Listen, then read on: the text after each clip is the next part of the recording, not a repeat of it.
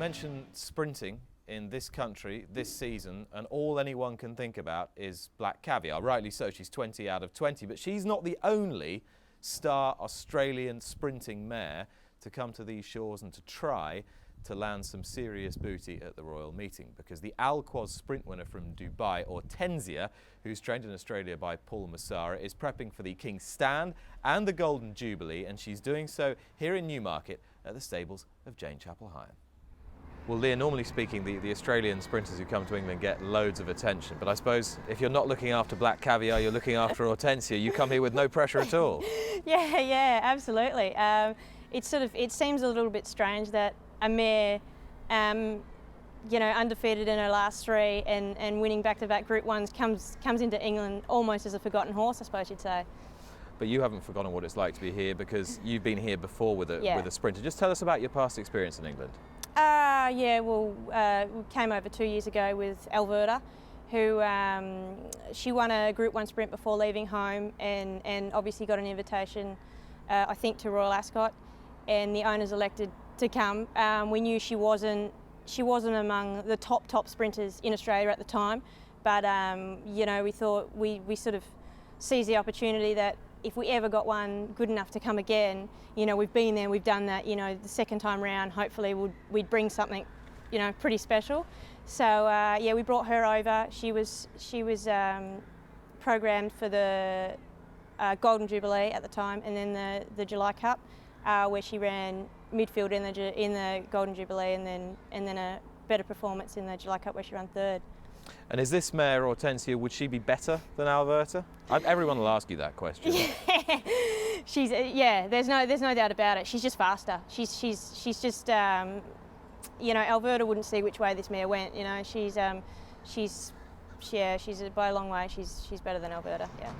And she looks a mare of just huge raw power. She's very, very big indeed. Yeah, she is. What's her run style, and how do you think it'll be suited to the British tracks? Yeah, well, she is a get-back run-on type of mare, as seen at Dubai Night. But the Group 1 that she won before she left home, she sat just off the pace over 6 furlong and kicked away and won with a dominant performance.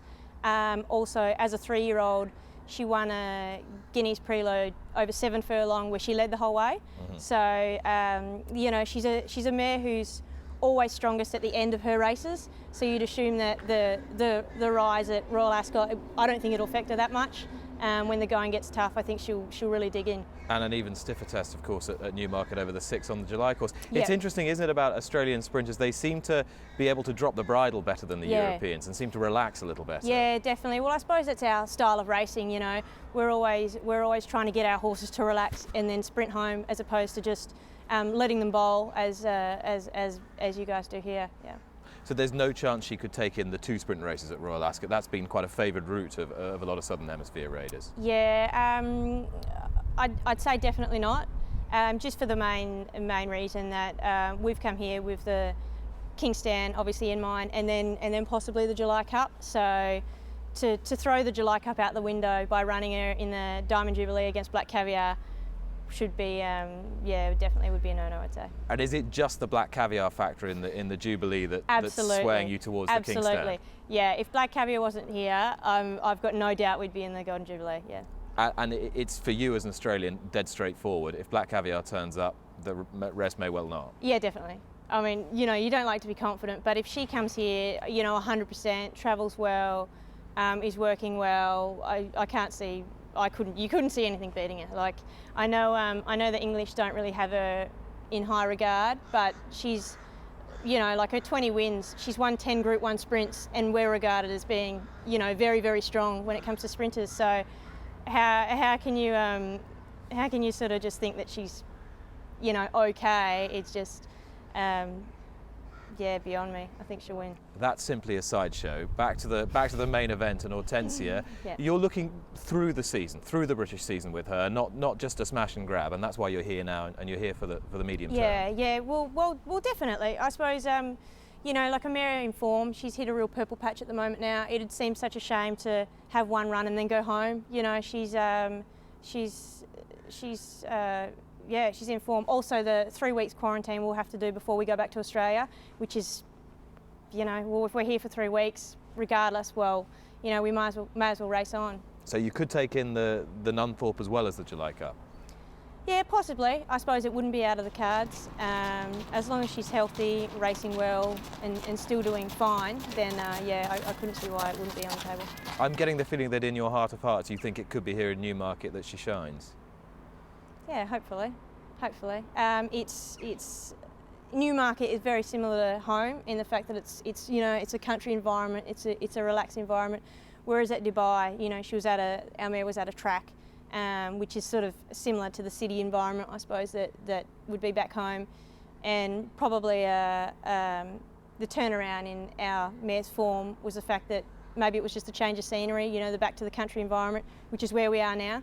So yeah, I've got no doubt that she'll thrive here, and come King's Stand, she'll put in a dominant performance. And who'll ride her? Craig Williams. So he's coming over. He knows all the tracks well from his time with Mick Yeah, Shannon. he does. I think our mare's had 11 wins. He's ridden 7 of them. So there'd be no reason why he's not on board. And there is something slightly romantic about one horse and her assistant trainer coming to Britain on this sort of adventure, having been to Dubai. It must be an incredible experience for you. Yeah, definitely. I'm still pinching myself every day.